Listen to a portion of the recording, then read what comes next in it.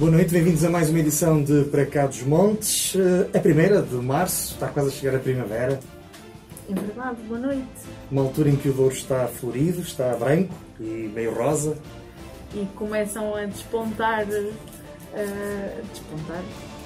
a florescer, não é florescer, não me lembro. A nascer. O que é que desponta, Ana Gouveia? Se me disseres o que é que desponta, eu posso-te ajudar a encontrar o verbo. Ok. Desponta a alegria de estarmos a chegar à primavera, apesar dos tempos em que vivemos. As videiras. Mas sim, É claro que sim. Sim, mas... ok. As videiras daqui a pouco estão a começar a abrolhar. A abrolhar, exatamente. Ora Está a bem. começar o ciclo vegetativo, não é? Exatamente, não há como ter Um novo ciclo. Não há como ter um viticultor connosco. E que sabe mais disto do que nós, de certeza absoluta, mas de longe. O professor Fernando Pinto é o nosso convidado de hoje. Ele é presidente da Fundação do Museu do Douro. Muito obrigado por ter aceito o nosso convite. Por nada, para mim é que é um gosto muito grande estar aqui a dialogar convosco através da rádio da Universidade com todos aqueles que nos estão a ouvir pelo Douro fora. A ouvir e a ver também através das redes sociais. E é sobre isso que vamos falar hoje. Vamos falar um bocadinho sobre aquela que é a instituição talvez mais relevante da nossa região, que mais tem feito também por preservar aquilo que é o nosso património, e é essa a conversa que vamos ter já a seguir.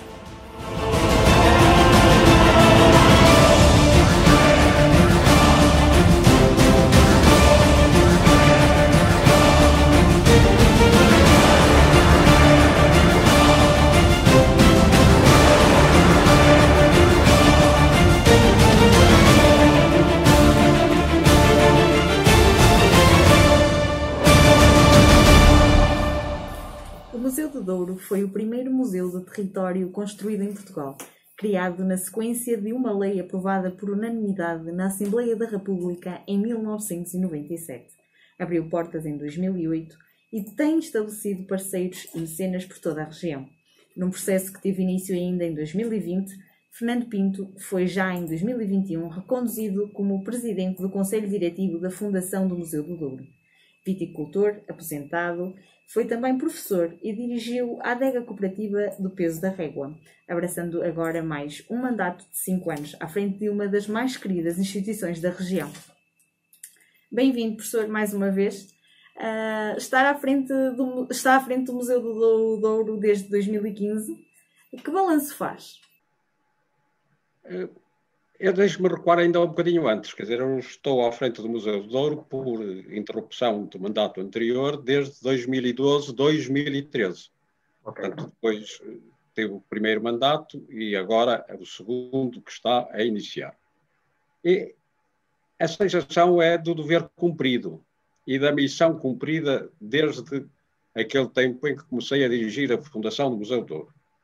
Na altura, se lembram, em 2012, 2013, vivíamos tempos de alguma turbulência, por um lado. Por outro, havia o cutelo em cima da Fundação, da sua extinção. Era preciso, na altura, lutar pela não extinção da Fundação, porque seria um erro colossal para a região, não ter dentro da Fundação e dentro do museu todas as instituições e parceiros, desde as câmaras aos privados e fundamentalmente aos privados, não os ter dentro da Fundação. E se acabasse a Fundação, acabavam os privados. Portanto, a primeira grande batalha foi, de facto, lutar pela não extinção, o que se conseguiu. Depois, apaziguar o museu, apaziguar a Fundação e lançar as bases para que a Fundação se pudesse ter sustentabilidade, por um lado, e pudesse desempenhar a função que lhe tinha sido cometida pela Assembleia da República na altura da sua fundação. Foi isso que fizemos.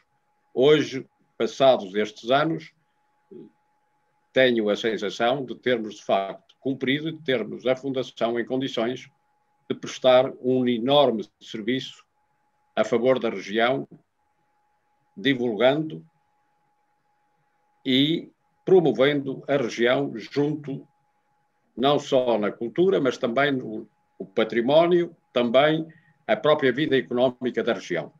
A verdade é que tem agora um novo mandato pela frente. A pergunta que penso que se impõe é que objetivos é que pretende alcançar neste novo período de 5 anos que começou por despacho que ocorreu este mês, no início do mês de fevereiro, mas a verdade é que também, tecnicamente, já está praticamente desde o ano passado, neste novo mandato, não é? Sim, sim. Quer dizer, isto foi porque o nosso mandato tinha terminado em maio do ano passado, portanto, é a renovação do mandato que tinha terminado em maio do ano passado. Deixe que lhe diga que temos como fundo, como especial objetivo, manter a situação que neste momento se vive no museu. E qual é a situação que se vive no museu? É contas equilibradas, com o 10º ano seguido com resultados positivos. Portanto, foi um dos primeiros objetivos que pusemos, foi o de fazer com que a Fundação nunca mais tivesse resultados negativos. Conseguimos isso. E o outro objetivo, que este ano, por causa da pandemia, recuou um bocadinho, é o de conseguir que a Fundação e o Museu tenha receitas próprias que o possam pôr a coberto. Neste momento, o ano passado, íamos já com 50% das receitas próprias.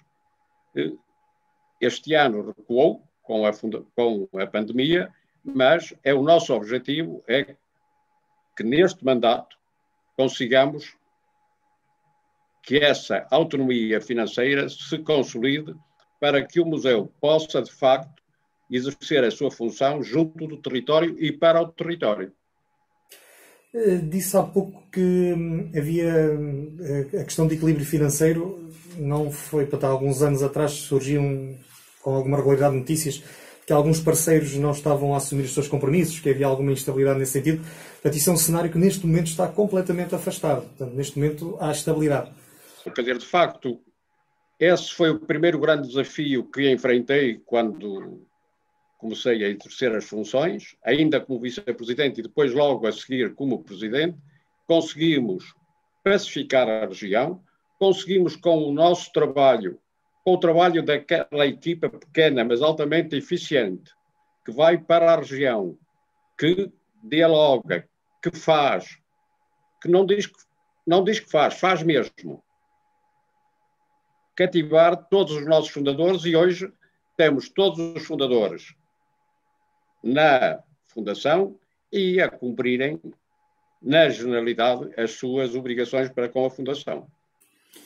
Em declarações à agência Lusa, disse que o museu se estava a preparar para que possa atuar ainda com mais força depois da pandemia.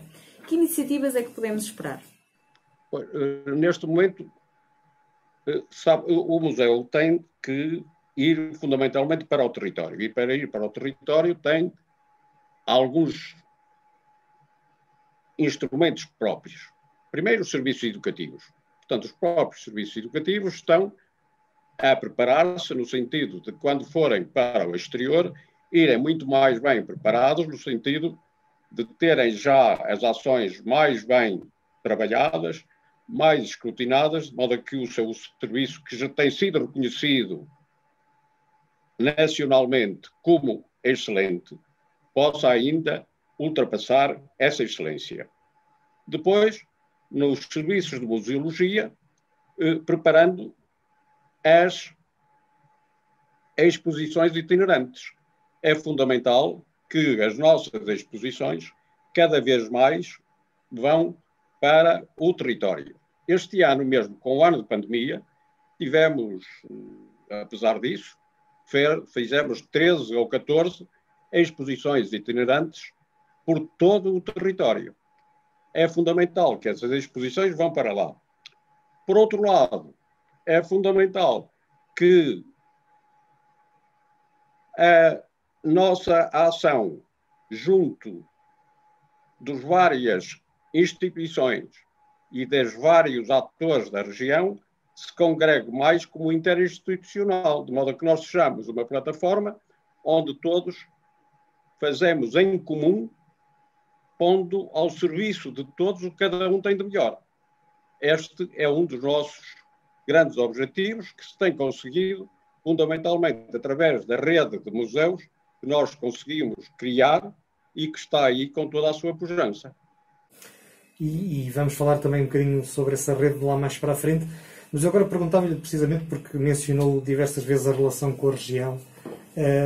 Esta pandemia, este afastamento que nós temos tido e que se afasta não só às nossas relações pessoais, mas que se alarga, se calhar também a outro tipo de relações mais institucionais, esfriou um bocadinho esta relação com a região nestes últimos meses ou acha que não? Eu acho que não. Acho que até consolidou essa relação, na medida em que o confinamento justificou mais que as nossas exposições itinerantes fossem até lá para que o público pudesse sentir-se. Um dos exemplos é a própria exposição que nós fizemos com o Rui Pires, no exterior, para que o público não precisasse ir dentro do museu e pudesse, de facto, ver aquela brilhante exposição do Rui Pires e depois também uma dentro do próprio museu. Já agora deixem que diga que o Rui Pires doou ao museu todo aquele espólio que ele tem de fotografias sobre a nossa região. Mas também queria aqui dizer isto e dar-lhe o meu agradecimento público em nome da Fundação e do museu. De modo que é isto que nós temos de fazer. Por outro lado, estamos a preparar uma sala, neste momento, dentro da própria museu, que será a última que fará parte do itinerário de visita ao museu, que é a sala Armanda Passos. Porque a Armanda Passos doou ao museu uma série de quadros de grande valia que vão constituir a sala que terá o seu nome e que nós, logo que as condições está a ser montada, logo que as condições o permitam, iremos inaugurar no museu. A pandemia veio afetou naturalmente os museus, a cultura, e nós somos um povo que se relaciona, que tem um relacionamento um bocadinho difícil com os museus, por vezes. Temo que as pessoas se afastem dos museus e que se afastem do Museu do Douro. Não percebi. Se temo que as pessoas se afastem do Museu do Douro. Os visitantes, por exemplo. Não, eu acho que, por exemplo, o mês de agosto do ano passado foi o melhor mês de sempre de visitantes ao museu. O museu nunca teve tantos visitantes em nenhum mês da sua história como o do mês de agosto. E não teve nenhum estrangeiro. Quer dizer, enquanto que a maioria dos visitantes do museu até aqui eram fundamentalmente estrangeiros que nos visitavam, inverteu-se a situação. Portanto, neste momento, a nossa esperança é que, de facto, nós, portugueses, nós, durienses, tenhamos acordado para a nossa realidade e que comecemos, de facto, a dar valor ao que temos e comecemos a visitar e a valorizar o nosso património. Nessa vaga de portugueses que, felizmente, o ano passado redescobriram o nosso país, consegue perceber, ou conseguiram perceber no Museu do Douro se são durienses ou se são dos outros pontos do país? Houve mais durienses a procurar o Museu do Douro ou não? Ou não tem esses dados? Não tenho esse dado apurado, não é? Mas o dado que temos apurado é de facto, porque quando entram e quando estou a falar, nós só contabilizamos as pessoas que vão ao museu e que pagam o bilhete, porque todas aquelas que entram, e são muitas, porque têm direito, por exemplo, todos os durienses ao sábado podem visitar o museu, não pagam nada, não são contabilizados. Todas as escolas que visitam o museu não pagam, estão isentas. Portanto, tirando esse grande número, nós contabilizamos só aqueles que de facto entram no museu e pagam o seu bilhete. Há pouco falava do serviço educativo. Tem sido de alguma forma possível manter algumas das iniciativas, mesmo com a questão do ensino online e mesmo com a questão do confinamento? Ou o foco está mesmo no momento em que se for possível regressar ao ensino presencial? Não, quer dizer, os serviços educativos conseguiram manter os grupos de trabalho que tinham e através do digital, não para que o digital servisse como um lugar onde se despejava, mas que, de facto, interação entre o próprio museu, os serviços educativos e os vários grupos. De modo que os serviços educativos não pararam e continuaram, de facto, a fazer a sua ação, quer do Café Central, quer da Eu Sou Paisagem, quer dizer, todos os programas que os serviços educativos têm, adaptados às condições da pandemia, continuaram. Nós costumamos dizer, e foi o primeiro lema que tivemos quando começou a pandemia há um ano, nós tínhamos de nos reinventar. E foi isso que fizemos, reinventámonos. Professor, passaram 6 anos desde a alteração estatutária que transformou a Fundação numa entidade pública de direito privado, que na altura foi bastante contestada. Acha que este é um assunto que está encerrado na região? O que foi contestado não foi essa transformação. O que foi contestado era a extinção da Fundação. Temeu-se na altura que ela pudesse ser extinta por causa de, não é? Por causa de... Porque o que estava em cima da mesa era a extinção da Fundação pura e simples e ficar totalmente pública. Portanto, o que deu polémica foi a sua extinção. Ora, nós conseguimos exatamente o contrário. A sua não extinção, mantendo-a como fundação pública que já era e de direito privado. E, aliás, com os estatutos reforçando, de algum modo, o poder que a própria Fundação tem em relação à tutela. Muito bem. Este foi o primeiro museu do território construído em Portugal.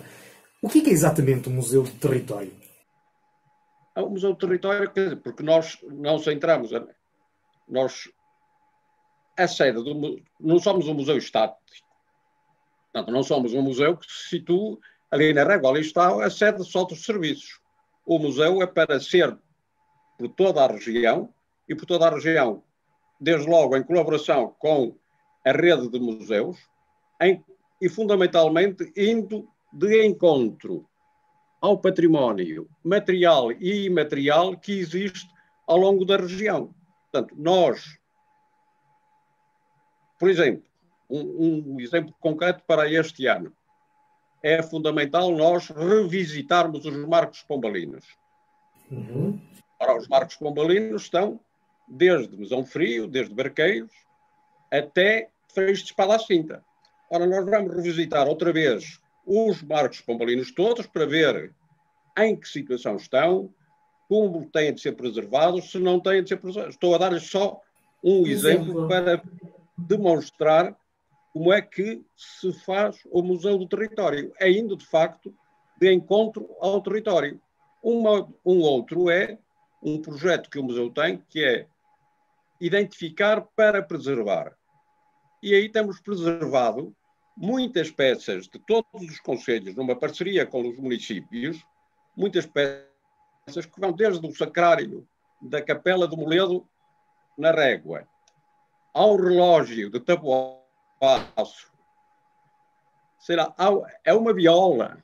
Portanto, há uma série de objetos que agora não merece a pena estar aqui a enumerá-los todos, mas de que cada concelho considera que é fundamental não os deixar perder e que são, para o seu concelho, fundamentais, é fundamental a sua preservação.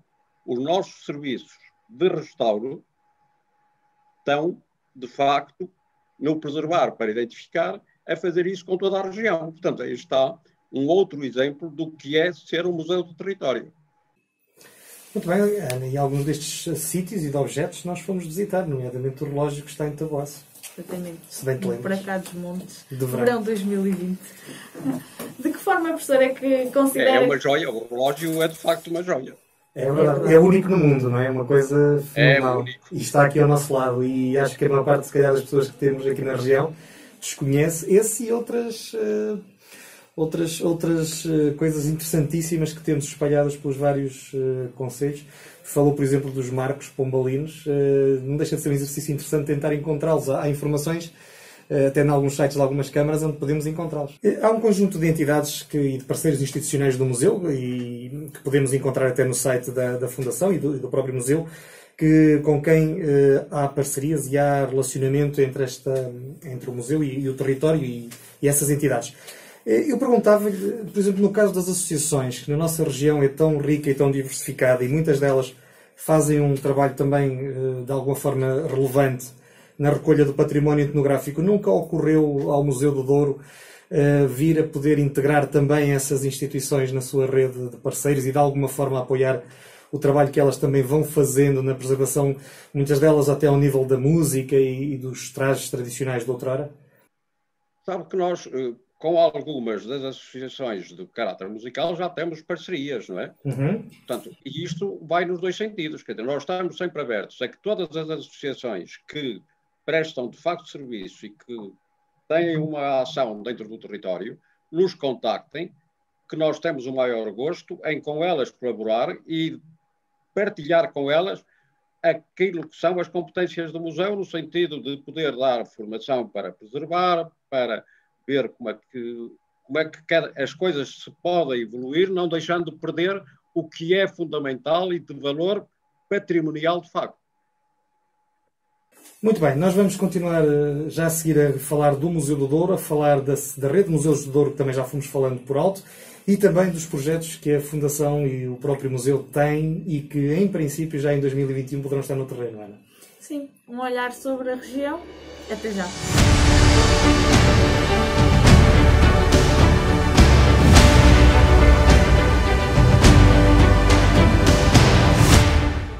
Foram aprovadas a criação do Fundo de Desenvolvimento Económico do município de Aljó e a isenção do pagamento de todas as taxas urbanísticas relativas a operações de reabilitação urbana.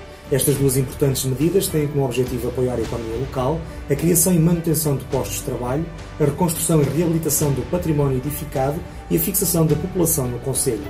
Estas medidas irão ainda à votação na próxima Assembleia Municipal. Atendendo ao novo confinamento e à obrigatoriedade de encerramento de espaços comerciais, a Câmara Municipal do Peso da Régua aprovou a isenção das tarifas fixas de água e saneamento referentes aos meses de janeiro, fevereiro e março para o comércio e restauração. Esta decisão reforça o apoio que a Câmara Municipal tem vindo a prestar desde o início da pandemia na tentativa de reduzir o impacto da mesma na economia local. A revista Memória Rural passou a integrar os repositórios científicos de acesso aberto de Portugal.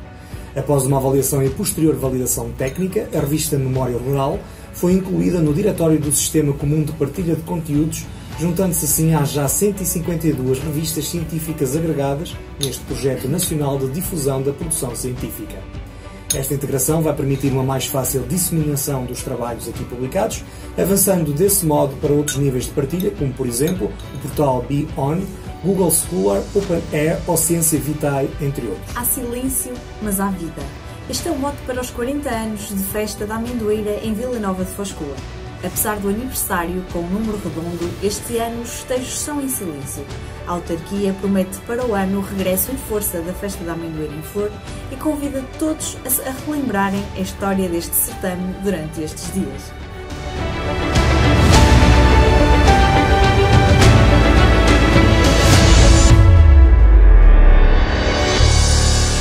A Universidade sempre no ar! Estamos de regresso para a segunda parte do Para Cá dos Montes. Hoje connosco está Fernando Pinto, ele é o professor Fernando Pinto, ele é o presidente da Fundação do Museu do Douro, uma das mais emblemáticas instituições da região, que está sediada na Régua, mas como também já ouvimos na primeira parte do nosso programa, tem um conjunto de outras unidades e parceiros espalhados pelo território. Tenho aqui a indicação que são 48, espero não estar a cometer alguma imprecisão. E é precisamente isto que a Fundação e o Museu têm feito desde que foram fundados, procurar parceiros no território, estabelecer parcerias de diversas formas, e precisamente esta rede de museus do Douro tem sido uma dessas ferramentas. Não fazem parte apenas museus, há outros espaços também dedicados à cultura que estão inseridos nesta rede. Que importância, professora, é que tem tido este trabalho em rede para ajudar a preservar aquilo que mais importante nós temos que guardar sobre a nossa região? Olha, essa é uma das vertentes fundamentais do museu, de facto, ter conseguido trabalhar em rede com todos os espaços museológicos e museus implantados dentro da região, a tal ponto que conseguimos gizar e conceber um passaporte comum a todas esses 48 instituições que fazem parte da rede de museus, de modo a que cada um que vá tendo o passaporte pode entrar em qualquer desses espaços museológicos em termos de museu, em termos de visita, através do passaporte. Portanto, o que não é fácil, trabalhar em conjunto, mas conseguiu-se de facto, e um desses sinais é o passaporte que existe da rede de museus, que permite a visita a qualquer deles. Esse passaporte... Onde é feita uma descrição sobre os vários espaços museológicos e museus da região. Nós estamos a falar mesmo de um livrinho físico que pode ser requisitado em qualquer uma destas unidades por cada um dos visitantes, é isso? Sim, o passaporte está à disposição em qualquer das unidades. Indo a uma unidade, adquire o passaporte que lhe dá depois direito a aceder a todos os outros espaços da rede de museus. Disse há pouco que é muito bom trabalhar em rede, mas nós estamos numa região onde isso nem sempre é muito fácil. Qual foi o segredo para vocês no Museu do Douro conseguirem e noutros setores não ser possível pôr a região a conversar? É por serem muitos municípios, uma região tão grande? Não, quer dizer, nós fizemos isto não criando regras rígidas. Quer dizer, começámos a trabalhar informalmente e sem regras rígidas. A gente sempre que faz um papel está a andar para trás. Quer dizer, porque ao fazer o papel, o que é que vai fazer? Cada um quer lá a sua parte. Depois isto não está bem. E nós criámos esta rede informalmente. E hoje está a funcionar, mesmo com reuniões normais, formais, diga-se assim, embora informais, mas formais, no sentido de deliberarem e de fazerem em comum. Portanto, o segredo foi desburocratizar a rede. Acho que a grande pecha que nós temos para poder funcionar é a demasiada burocracia que pomos nos nossos atos. Sem dúvida. Em dezembro de 2020 foi anunciado que vai surgir o Centro de Artes do Saber Fazer do Douro, no edifício da antiga panificadora da Régua. Em que consiste este projeto?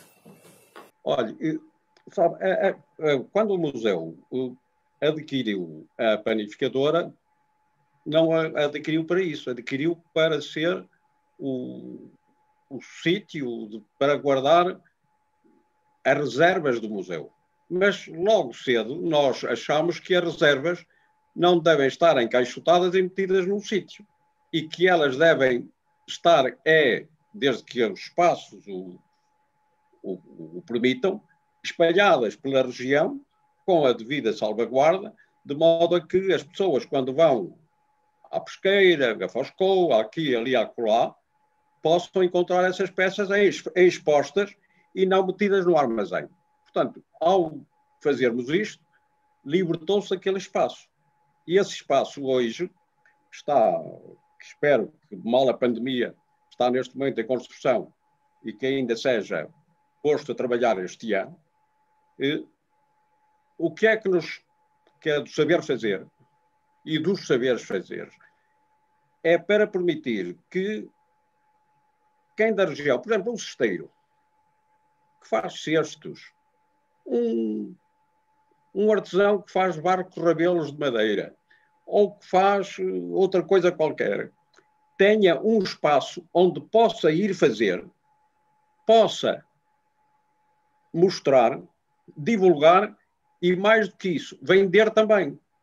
Porque a grande dificuldade dos nossos artesãos é terem um espaço que lhes permita não só fazer, mas também promover, divulgar e vender. Ora, é neste sentido que este espaço, esperamos nós, seja um espaço de maior valia, mesmo económica, para a região e para esses artesãos que nós não podemos perder e é quem temos de dar ferramentas para que eles possam, de facto, exercer o seu trabalho. Na altura, quando foi anunciado, foi dito que o objetivo era ajudar jovens empreendedores a transformar ideias em negócios. Pelo que nos está a dizer, sim.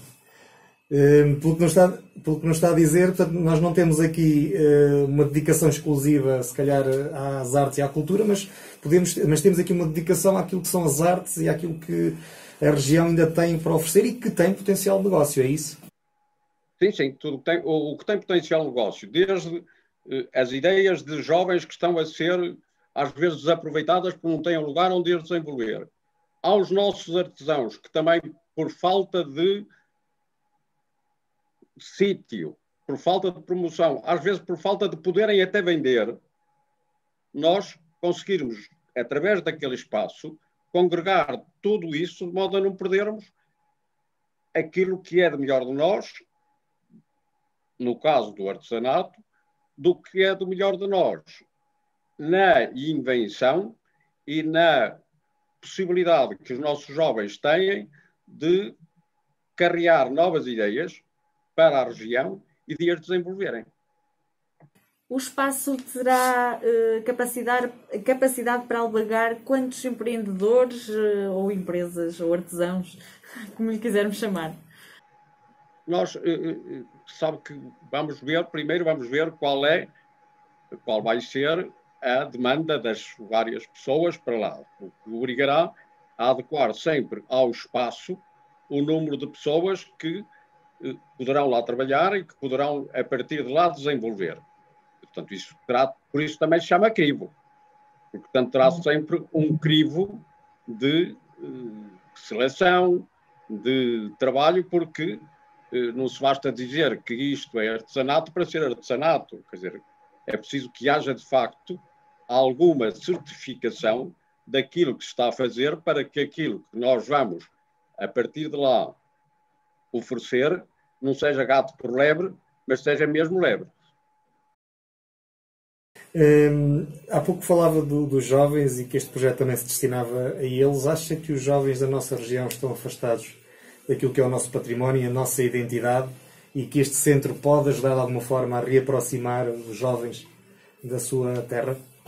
Eu acho que durante algum tempo os jovens estavam de facto afastados. Hoje vejo que há alguma reaproximação e, olha, um dos exemplos de reaproximação dos jovens foi a constituição do Grupo Sons do Douro. Certo. Um deles esteve aqui no outro dia. Dois? Dois deles, Os sim. dois.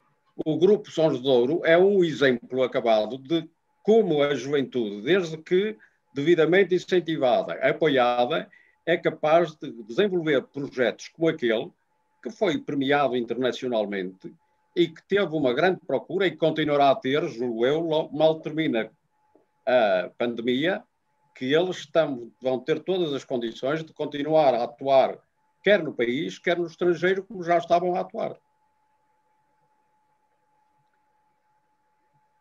Sim. Professor, há pouco falou que havia que tinha a expectativa que isto pudesse gerar algum impacto económico de alguma forma também, que pudesse mover de alguma forma a economia. Tem na ideia de que tipo de impacto pode ser esse na Régua, na região, ou essa não é a parte mais interessante de um projeto desta natureza, ou não é a parte mais importante? O importante é mesmo pôr as pessoas a conhecerem-se, a movimentarem-se e a fazer coisas. Para nós, o mais importante é que as pessoas façam, se reúnam e produzam. Se pudermos que esses projetos que eles fazem se tornem rentáveis, melhor. Quer dizer, o Sons do Douro é um exemplo desses. O Sons do Douro foi criado através de uma candidatura que nós apoiámos isso tudo. Hoje, os Sons do Douro vivem no museu, não precisando que o museu sequer os subsidie.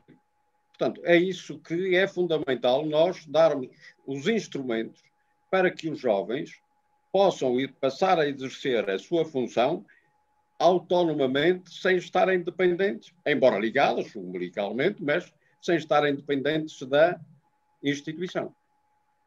A abertura do crivo estava prevista para o verão de 2021? A previsão mantém-se, professor?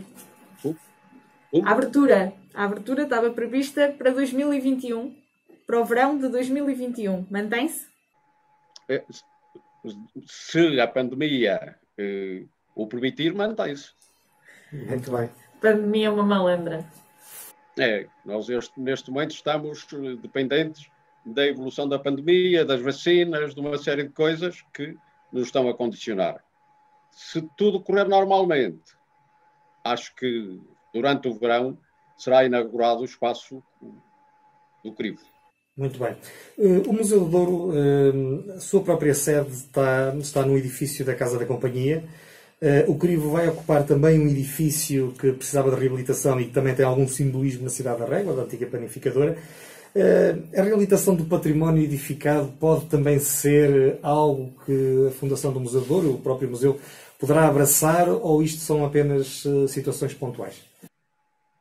Não, este abraçou, quer dizer, porque, como disse no princípio, tinha outro destino e depois achámos que era fundamental dar-lhe o destino que agora tem, que é muito melhor para a região do que ser um armazém de peças. Uhum. Agora, o que nós pensamos é que é fundamental a nossa colaboração e dos serviços de museologia junto do património do edificado e do a edificar, no sentido de que ele tenha sustentabilidade e que não se cometam erros que possam destruir especialmente aquele que foi edificado e que nós herdamos. Portanto, é fundamental que, e é para isso que nós estamos vocacionados, no sentido de ajudar a preservar o património, quer o material, quer o imaterial. Portanto, é preciso não deixar perder as lendas, não deixar perder as tradições, a tradição oral. Há uma série que os serviços educativos fazem muito bem. Portanto, há uma série de coisas que nós não podemos deixar perder no imaterial ao material. Portanto, é aqui que nós achamos que devemos atuar. E na preservação da nossa paisagem, que é indissociavelmente ligada às pessoas. Por isso nós somos um museu de território fundamentalmente virado para as pessoas da região. Sem pessoas não há património, sem pessoas não há região, sem pessoas não há paisagem. Então, e a nossa, que foi esculpida pelas pessoas, nunca teria acontecido se assim não fosse, não é? Pois. Ana, é tempo para o nosso jogo. Uma palavra sobre... Uma palavra sobre vinha. Sobre vinha? Sim. Vinha...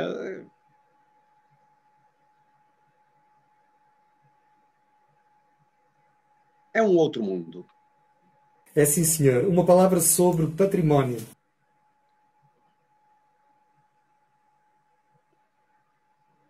Somos nós próprios. Uma palavra sobre xisto. Sobre? Xisto. Não percebi. Xisto, professor. Xisto? Sim. A matéria de que nós somos feitos. Muito bom, gostei muito. Sim, com as camadas e tudo. Uma palavra sobre turismo. Turismo? Sim.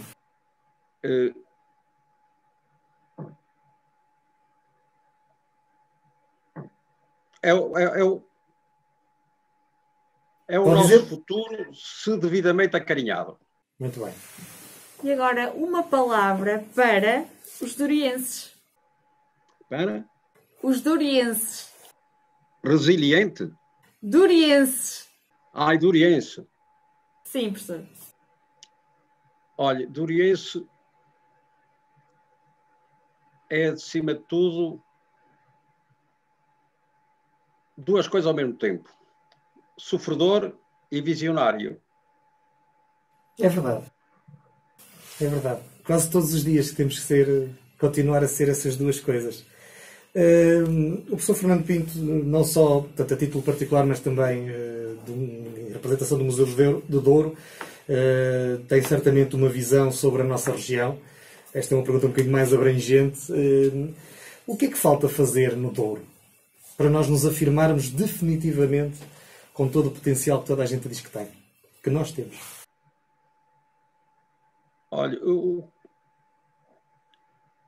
que falta é que cada um perca um bocadinho do seu umbigo. Quer dizer, porque a maior pecha que nós temos é estarmos sempre um pouco agarrados ao nosso próprio umbigo. Aquilo que nós precisamos é, de facto, de cada um achar que deve perder um pouco do seu umbigo para pôr em comum dentro da região. Quando nós deixarmos um pouco o nosso umbigo para trás, eu acho que a região tem, de facto, encontrará finalmente o seu lugar, que já tem, mas enriquecido. Professor, daqui por 10 anos, como é que gostava de ver o Douro? Daqui a 10 anos. Sim, parece-nos um número bonito, um número redondo. Sim, 10 anos é um número bonito. O Douro... Já terei 88 anos nessa data. Também um número muito bonito. E que cheguemos lá todos. É o número de Capicua. É verdade. Eu acho que daqui a 10 anos nós precisamos de ter uma região mais ordenada, não poluente, não deixar que a poluição possa entrar por aí dentro, estragando a nossa pacatez, estragando a nossa paisagem, estragando isso tudo. Portanto, o que eu espero é que daqui a 10 anos tenhamos, de facto, uma região equilibrada em todos os seus, em tudo aquilo que a compõe, desde a economia ao ambiente. De facto, nós tínhamos uma região, numa palavra, sustentável. E onde o Museu do Douro terá certamente uma palavra a dizer, não é? Sim, nós estamos para colaborar com todas as outras instituições, sendo a tal plataforma institucional, de modo a podermos cada vez mais ramar todos para o mesmo lado. O Museu do Douro foi a instituição que os dourienses exigiram que fosse criada na região, na Régua. Tem sede no Peso da Régua, naquela magnífica marginal. O professor Fernando Pinto, recentemente reconduzido em mais um mandato de 5 anos à frente dos destinos da Fundação e do Museu, foi o nosso convidado esta noite. Muito obrigado por ter aceito o nosso convite, por nos dar a sua visão sobre o museu e sobre a região. Foi um gosto estar convosco. Foi um gosto. Muito obrigada, professor. Muito obrigada. Muito obrigado. O Para Cá dos Montes é uma coprodução entre a Associação Valdouro e a Rádio Universidade FM. Com edição de Daniel Pinto e umas macacadas do Rafael. A apresentação de Luísa Gouveia. E o nosso e-mail, Ana. paracadosmontes@associaçãovaldouro.pt. Se por algum motivo perder o nosso programa na emissão artesiana, nós estamos disponíveis em todas as plataformas digitais. Hoje vamos dizer YouTube, Spotify, iTunes, Castbox, Facebook e há mais umas quantas. Nós voltamos para a semana. Até para a semana. Muito obrigada. Há silêncio, mas há vida. Há silêncio nas ruas, nas pontes, nos jardins, nos montes. Há silêncio em todo lado, como nunca houve, que toda a gente ouve. Mas há vida. Após 4 décadas de festa, de gente, de folia, de etnografia, de cantorias e pregões, de tudo o que faz sentido no sentido da nossa vida, há silêncio. Mas há vida. Ouvem-se os pássaros, os cães, os gatos, os grilos, as ovelhas, os ventos. Ouve-se a natureza. E se ouvirmos bem dentro da nossa gente, ouvimos flores. As nossas flores. As flores da amendoeira. É sempre a primeira a florir. E com ela, voltaremos a sorrir. A cantar, a passear, a falar, a conviver, a abraçar e a beijar. Há silêncio, mas há vida. E esperança. Este ano, festejamos em silêncio. Para o ano, não há ruas, nem pontes, nem passeios, nem jardins, nem montes que nos impeçam de viver. Este ano é assim. E assim, relembramos a história.